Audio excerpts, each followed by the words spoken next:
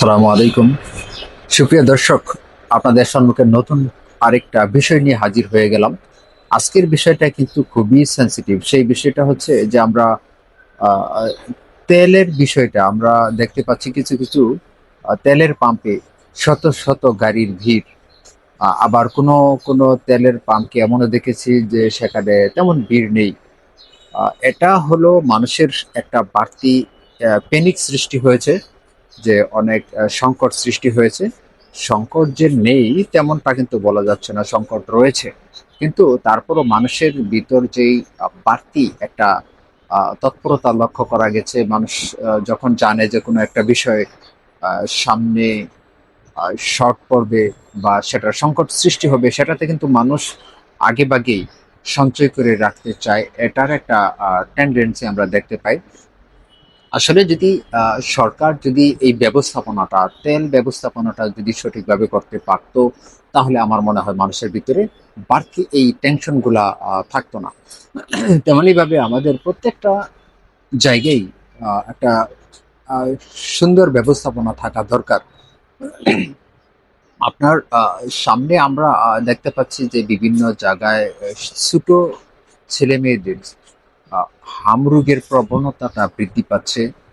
এটা নিয়েও একটা আমাদের সচেতন হওয়ার প্রয়োজন রয়েছে। যারা যাদের এই যে অত্যাধিক উষ্ণতা চলছে এই মৌসুমে, যেই রোগ বালাইগুলা হতে পারে, সেগুলো থেকে আমরা কিভাবে আমাদের গৃহিণীরা বা আমাদের অভিভাবকরা কিভাবে এগুলো আমাদের ওভারকাম করতে পারি, এগুলার ব্যাপারে কিন্তু আমাদের সঠিক শিক্ষা আর দরকার রয়েছে। আমার মনে হয় না যে আমাদের দেশের যে জনসাধারণ রয়েছে, অধিকাংশ জনসাধারণ সেই বিষয়গুলো সম্পর্কে বা প্রফেশনাল ভাবে হ্যান্ডেলিং করতে পারে, এরকম আমার মনে হয় না।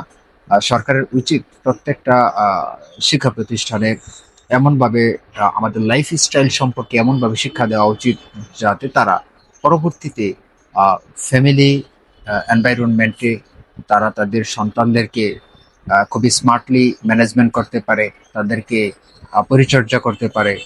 আমরা যাতে যে কোনো একটা সমস্যা খুবই ভালোভাবে হ্যান্ডেলিং করতে পারি, এই বিষয়গুলো কিন্তু অবশ্যই অবশ্যই শেখাতে হবে। এগুলো প্রাতিষ্ঠানিকভাবেই শেখাতে হবে।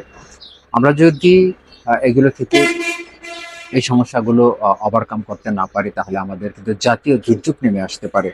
সরকারের একটা ভুল সিদ্ধান্তের কারণে জাতীয় দুর্যোগ নেমে আসতে পারে। সেই জাতীয় দুর্যোগগুলো কিরকম হয় সেটা অবশ্যই যারা গত মহামারীতে ছিলেন তারা বুঝতে পারবেন। আমরা ইদানিং একটা বিষয় দেখতে পাচ্ছি যে সন্ধ্যা পর্যন্ত অনেকের ভিতর রয়েছে যে সন্ধ্যা 6টার ভিতরেই বিভিন্ন ব্যবসা প্রতিষ্ঠান বন্ধ করে দেওয়ার একটা আমরা ঘোষণা শুনতে পাচ্ছি। আহ, কিন্তু সেটা আসলে কতটুকু কার্যকরী সিদ্ধান্ত হবে সেই বিষয়টা। আবার আমরা শিক্ষা প্রতিষ্ঠানগুলো কিন্তু আমরা দেখতে পাচ্ছি যে সপ্তাহে আহ, অর্ধেক সময়, সপ্তাহে 3 দিন বন্ধ রাখার একটা সিদ্ধান্ত আমরা বিভিন্ন সোশ্যাল মিডিয়ার মাধ্যমে জানতে পাচ্ছি। আসলে সেই বিষয়গুলো সম্পর্কেও কিন্তু আহ, বিরোধী মন্তব্য আমরা দেখতে পাচ্ছি।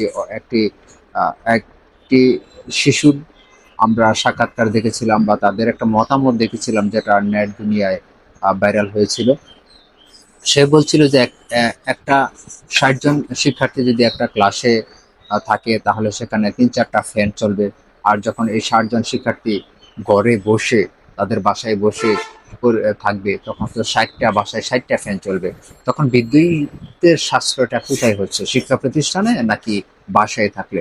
এগুলো অবশ্যই খুবই বাস্তবমুখী সিদ্ধান্ত নিতে হবে, যাতে প্রকৃতপক্ষে আমাদের দেশের সামগ্রিক যে সমস্যাগুলো, সেই সমস্যাগুলো দ্রুত সমস্যা সমাধান হতে পারে। আরেকটা বিষয়, যে যে জাতীয় ইস্যুগুলো রয়েছে, জাতীয় সমস্যাগুলো রয়েছে, সেই সমস্যাগুলো অবশ্যই অবশ্যই সরকারি দল, বিরোধী দলের যারা এক্সপার্ট রয়েছে তাদেরকে নিয়ে সমস্যাগুলো সমাধান খুঁজতে হবে।